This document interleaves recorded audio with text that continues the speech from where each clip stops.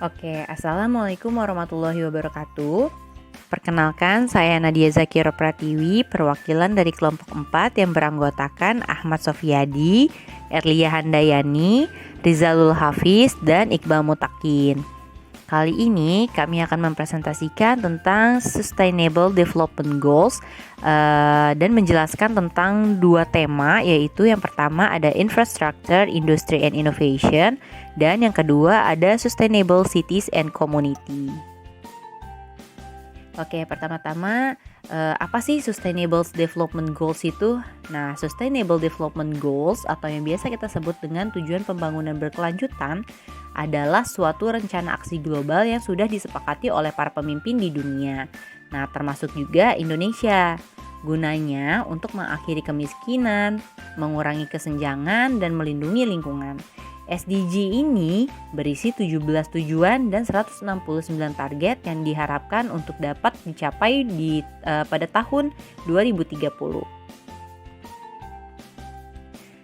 Materi SDG ini yang akan pertama kali kita bahas adalah tentang Industry, Innovation, and Infrastructure. Nah, dalam hal ini, tujuan atau goals yang ingin dicapai adalah bagaimana sih kita dapat membangun infrastruktur yang tahan lama, mendukung industrialisasi yang inklusif dan berkelanjutan, serta dapat membantu perkembangan inovasi. Nah, inovasi dan infrastruktur adalah hal yang sangat krusial jika kita ingin menumbuhkan ekonomi. Karena tanpa infrastruktur yang baik, maka jalannya ekonomi juga akan ikut tersendat. Kemudian, jika kita lihat dari sisi inovasi dalam hal teknologi, ini juga akan ada kaitannya dengan industri. Misalnya, adalah dengan teknologi kita dapat menggunakan energi yang ada dengan efisien. Kemudian, dalam membangun industri yang berkelanjutan juga dibutuhkan inovasi teknologi ini. Artinya adalah tiga hal ini, yaitu industry, innovation, and infrastructure, ketiganya itu saling berkaitan. Misalnya, tanpa infrastruktur yang baik, maka jalannya ekonomi akan ikut tersendat. Hal ini pun akan mempengaruhi kegiatan industri kaitannya dalam mendistribusikan apa yang industri ini produksi. Kemudian, inovasi juga berkaitan dengan industri, karena tanpa adanya inovasi teknologi, kegiatan industri tidak akan bisa berjalan dengan efektif. Nah, untuk lebih lanjutnya lagi, kita akan bahas masalah dalam hal industry, innovation, and infrastructure ini yang terjadi di Indonesia. Problem yang akan kita bahas dalam industri, innovation, and infrastructure ini adalah tentang buruknya pengelolaan limbah hasil industri di Indonesia. Nah, tentunya pengelolaan limbah hasil industri ini tidak dapat disepelekan karena berkaitan langsung dengan masyarakat yang tinggal di sekitar daerah industri tersebut. Contohnya adalah kalau kita pergi ke daerah industri di Tangerang, kita akan menemukan air sungai yang warnanya tuh hitam dan aromanya itu sangat menyengat. Dan air tanahnya pun ikut tercemar, jadi nggak layak buat dikonsumsi sama masyarakat di wilayah tersebut. Nah, contohnya lagi, misalnya kalau di daerah Pekalongan yang merupakan sentral industri tekstil, terutama industri batik ya. Nah, kalau kita lihat sungainya, airnya itu sangat keruh dan warnanya itu merah karena limbah tekstil langsung dibuang ke sungai. Dan yang pasti hal ini tuh sangat merugikan buat masyarakat yang tinggal di sekitar daerah atau kawasan industri itu. Gitu. Jadi peningkatan volume dan keberagaman limbah pada dasarnya itu adalah beban ke masyarakat karena dampak negatifnya yang mungkin timbul akibat keberadaan limbah yang nggak dikelola, dan ini akhirnya yang dirasakan sama masyarakat. Jadi beberapa problem-problem ini yang masih sampai saat ini menjadi masalah gitu.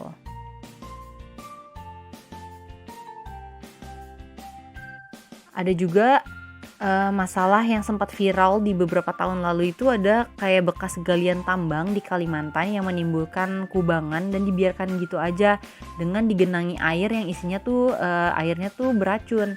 Nah, pastinya hal ini yang kayak gini nih yang sangat berbahaya gitu. Dan sebenarnya masih banyak lagi contoh buruknya tentang pengelolaan limbah industri yang ada di Indonesia.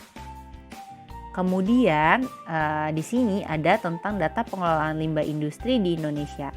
Nah, data ini kami dapatkan dari KLHK atau Kementerian Lingkungan Hidup dan Kehutanan. Nah, bisa kita lihat di sini ada 5 kategori. Yang pertama itu emas, yang kedua hijau, ketiga biru, keempat merah, dan kelima itu hitam.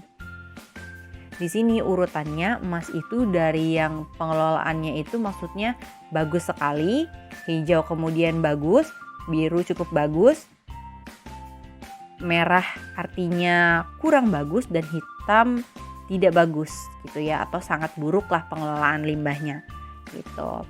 Nah, kita dapat lihat di sini masih ada sebanyak 303 perusahaan yang masuk ke zona merah dan 2 perusahaan masuk ke zona hitam. Nah, pastinya ini tuh bukan angka yang kecil ya, karena satu perusahaan dengan pengelolaan limbah yang buruk aja dapat mempengaruhi lingkungan masyarakat yang luas banget yang ada di daerah perindustrian itu, apalagi dengan jumlah tersebut yang banyak ini gitu. Nah, berikutnya kita akan membahas tentang solusi dari penanganan limbah hasil industri ini. Nah, berikut ini kita akan membahas solusi dari penanganan limbah hasil industri ini. Solusi yang pertama adalah dengan menguraikan limbah cair sehingga dapat mengurangi kadar pencemarannya. Nah, proses penguraian ini adalah dengan menggunakan bakteri. Karena penggunaan bakteri dalam pengelolaan limbah terbukti sangat efektif. Karena bakteri mempunyai kemampuan untuk memproses bahan organik yang terdapat di dalam limbah menjadi sumber makanan dan energi. Nah, yang kedua adalah proses degradasi polutannya sendiri sangat tinggi, yaitu mencapai 90-98%. Maka dari itu, inovasi ini sangat layak untuk diterapkan di dalam industri demi menekan polutan limbah cair hasil industri. Nah, inovasi ini juga dapat diterapkan di berbagai sektor industri, seperti industri kertas kerajinan, industri makanan dan minuman, industri batik, industri farmasi, dan juga industri pengelolaan ikan. Waste to energy. Kemudian dari segi limbah padat, kita dapat mengubah limbah ini menjadi energi atau yang biasa disebut waste to energy. Kemudian dari segi limbah padat, kita dapat mengubah limbah ini menjadi energi atau yang biasa disebut dengan waste to energy. Nah, prosesnya adalah dengan memanaskan limbah padat ini dalam tungku dengan suhu 800 hingga 1000 derajat Celcius. Kemudian, panas yang dihasilkan ini akan digunakan untuk memanaskan air dan juga akan menghasilkan uap panas. Nah, uap panas tersebutlah yang nantinya akan digunakan untuk menggerakkan turbin dan generator listrik. Tentunya hal ini tuh sangat inovatif banget ya, tentang bagaimana limbah yang selama ini mencemari lingkungan di masyarakat bisa diubah menjadi energi listrik yang sangat bermanfaat. Kemudian ada pemanfaatan teknologi digital untuk pemantauan dan analisis secara real time. Nah, keterlibatan dari masyarakat dan pihak perusahaan akan masalah limbah ini mutlak sangat diperlukan banget. Karena teknologi digital memungkinkan baik masyarakat atau pihak perusahaan mampu melakukan monitoring dan pelaporan kondisi limbah secara real time kepada pihak yang terkait. Maka kebersihan lingkungan dari limbah dapat dijaga secara konstan melalui proses yang cepat dan berkala. Oke, selanjutnya kita akan masuk ke materi kedua atau pembahasan yang kedua, yaitu Sustainable Cities and Community. Jadi lebih dari setengah dari kita itu tinggal di kota. Tapi pada tahun 2050, 2/3 dari seluruh umat manusia atau sebanyak 6,5 miliar orang itu akan menjadi kaum urban. Karena apa? Karena pembangunan yang berkelanjutan itu nggak dapat dicapai kalau kita nggak mengubah cara kita dalam membangun dan mengelola ruang kota kita secara signifikan. Nah, pesatnya pertumbuhan kota-kota akibat meningkatnya populasi dan meningkatnya migrasi itu jadi menyebabkan ledakan di kota-kota besar. Nah, terutama seperti di negara berkembang dan permukiman kumuh yang jadi fitur yang lebih signifikan dari kehidupan perkotaan gitu. Nah, dengan menjadikan kota berkelanjutan berarti kita sama aja menciptakan peluang karir dan bisnis, perumahan yang aman dan terjangkau, serta bisa membangun masyarakat dan ekonomi yang tangguh. Nah, ini melibatkan investasi dalam transportasi umum, menciptakan ruang publik hijau, dan meningkatkan perencanaan dan manajemen perkotaan dengan cara partisipatif dan inklusif. Nah, di sini ada tingkat urbanisasi Indonesia dalam kategori menengah. Nah, di sini tuh ada diagram batang. Nah, ini tuh Bank Dunia mencatat bahwa populasi urbanisasi Indonesia itu pada tahun 2017 sudah hampir mencapai 55%. Nah, sehingga Indonesia itu ada di kategori menengah urbanisasi. Nah, tingkat urbanisasi Indonesia itu masih tertinggal kalau kita bandingkan dengan negara berkembang yang lain. Contohnya kayak Brazil. Nah, di diagram ini ditunjukkan bahwa Brazil itu mencapai 86,3%, yaitu hampir ke 87%. Nah, sedangkan pada tahun 2017 itu ada sekitar 144 juta masyarakat Indonesia yang tinggal di daerah urban dari total penduduk yang berjumlah sekitar 260 juta orang. Nah, populasi urban tersebut ini lebih besar dibandingkan dengan seluruh penduduk Rusia. Karena kayak yang udah kita ketahui nih, kalau Rusia itu merupakan negara dengan populasi terbesar ke-9 yang ada di dunia. Gitu. Nah, sedangkan di Asia Tenggara tingkat persebaran penduduk di Indonesia di daerah urban ini tuh termasuk yang kedua yang tertinggi gitu, yaitu sebesar 54,7%. Nah, yang ada di posisi satunya itu ada Malaysia. Totalnya itu 75,4%. Nah, sedangkan di posisi ketiga itu ditempati sama Thailand dengan persebaran penduduk daerah urban itu sebesar 49,2%. Kemudian disusul sama Filipina dan Vietnam yang ada di posisi keempat dan kelima dengan masing-masing total sebesar 46,7% dan 35,2%. Nah, data ini kita dapatkan dari sumber kata data. Kemudian, seiring dengan meningkatnya angka urbanisasi, maka diperlukan juga nih pengembangan kawasan yang memadai, mulai dari aspek infrastruktur, pelayanan dasar, kecukupan air, pangan, energi, kemudian ada perumahan layak huni, kesehatan, lapangan pekerjaan, sampai ke ruang terbuka hijau. Nah, kalau hal itu nggak bisa dipenuhi, maka urbanisasi itu dikhawatirkan justru malah akan menimbulkan masalah baru, yaitu seperti timbulnya masyarakat miskin baru di daerah perkotaan gitu. Nah, imbasnya justru ini tuh akan membuat persoalan-persoalan sosial yang baru seperti tumbuhnya kawasan kumuh baru, kemudian ada degradasi lingkungan, terus bisa juga jadi meningkatnya kesenjangan sosial, dan yang lebih parahnya lagi ini bisa aja meningkatkan kriminalitas gitu. Nah, sedangkan lahan pemukiman yang terbatas itu membuat kepadatan penduduk jadi lebih meningkat, dan kemungkinan pemukiman padat penduduk ini bisa memicu berbagai persoalan kayak mulai dari sumber daya air yang terbatas, saluran pembuangannya juga yang nggak tertata gitu, terus sampai ke penurunan kualitas listrik karena padatnya jaringan. Nah, dalam kaitannya tersebut penting banget untuk ditekankan bahwa kota-kota di Indonesia masa depan yang kita tuju itu adalah kota layak huni, cerdas, dan berkelanjutan sesuai sama kebijakan dan strategi pengembangan kawasan perkotaan nasional. Sehingga diharapkan pengambilan kebijakan ini di masing-masing daerah dapat berjalan dengan baik dan sesuai dengan rencana. Gitu. Kemudian Sustainable Cities and Communities, permasalahannya adalah jumlah peningkatan urbanisasi yang cepat tapi tidak diiringi dengan tingkat kesejahteraan penduduknya dan pembangunan kota yang berkelanjutan gitu. Ini dia yang dijadikan masalahnya ya. Nah, di sini kelompok kami memiliki 3 solusi dengan masing-masing 2 poin. Solusi yang pertama itu untuk poin 1 ada gerakan kota taman atau Garden City Movement. Nah, gerakan Garden City Movement ini itu akan menekankan keseimbangan antara kawasan hunian, industri, dan ruang-ruang terbuka hijau yang ada di perkotaan. Kemudian ada pembangunan infrastruktur dan fasilitas dasar kayak kesehatan. Dan selain itu juga ada pendidikan, jalan raya, sampai ke fasilitas hiburan yang akan meningkat juga nih seiring dengan bertambahnya luas cakupan bangsa pasar karena urbanisasi yang berlebihan ini. Nah, selain menciptakan beberapa kebutuhan dasar penduduk, urbanisasi yang berlebih ini akan memiliki bumerangnya sendiri nih bagi setiap kota.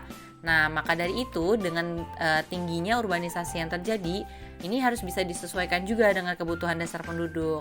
Gitu. Kemudian di poin keduanya yaitu ada konsep eco town atau green city. Nah, konsep ini itu adalah kota yang ramah lingkungan atau zero carbon atau carbon netral, yaitu melalui penggunaan energi yang efisien dan pengelolaan limbah terpadu, merupakan konsep yang menawarkan kota sehat, ramah lingkungan, dan berkelanjutan. Nah, konsep ini tuh yang nanti akan mengajarkan untuk gimana sih caranya kita kembali ke alam dan menghemat energi. Juga mendorong kota untuk menghadirkan ruang terbuka hijau sebanyak mungkin. Juga manajemen kota itu bisa gimana sih caranya biar bisa seimbang sama aspek lingkungan, ekonomi, sumber daya alam, dan sumber daya manusianya sendiri gitu. Nah, Eco City ini tuh bukan cuma sekedar untuk memperluas ruang hijau aja, tapi juga untuk lebih ke mengembangkan perilaku manusianya juga di dalamnya. Jadi ikut menjadi perhatian gitu dalam SDM-nya.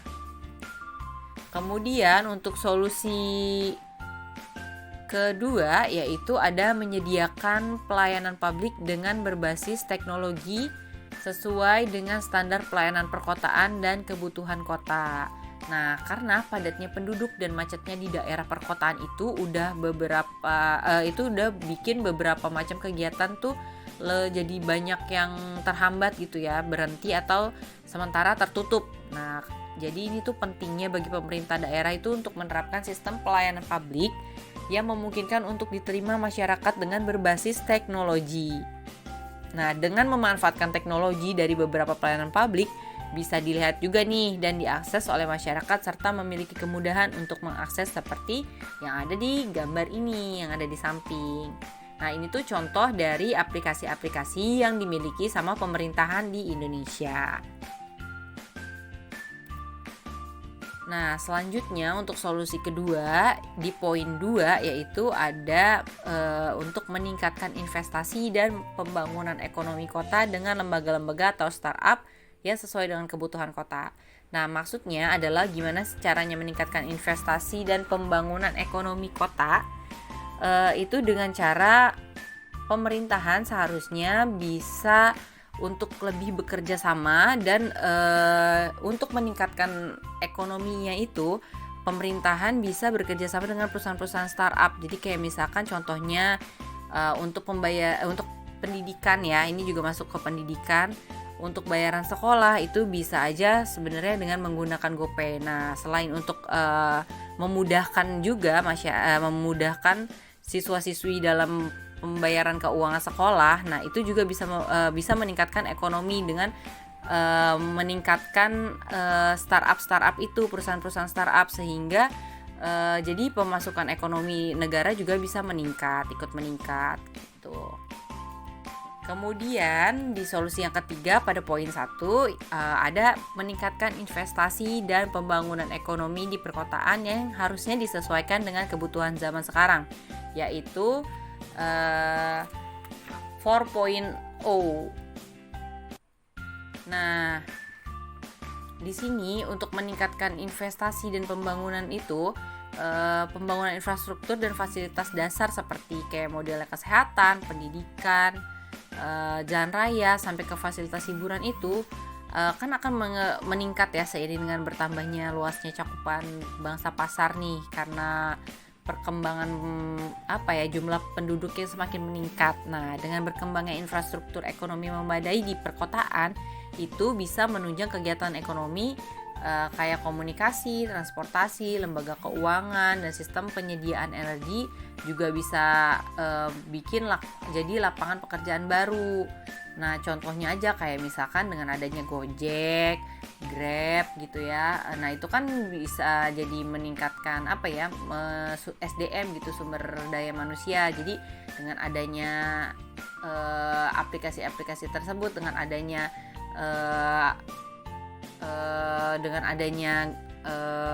pekerjaan tersebut ya sebagai driver online itu jadi banyak orang-orang yang tadinya nggak punya pekerjaan jadi memutuskan untuk oh ya udah kita gabung ke Gojek atau Grab ini gitu. Jadi kan mereka yang tadinya nggak punya pekerjaan otomatis jadi sekarang punya pekerjaan kayak gitu.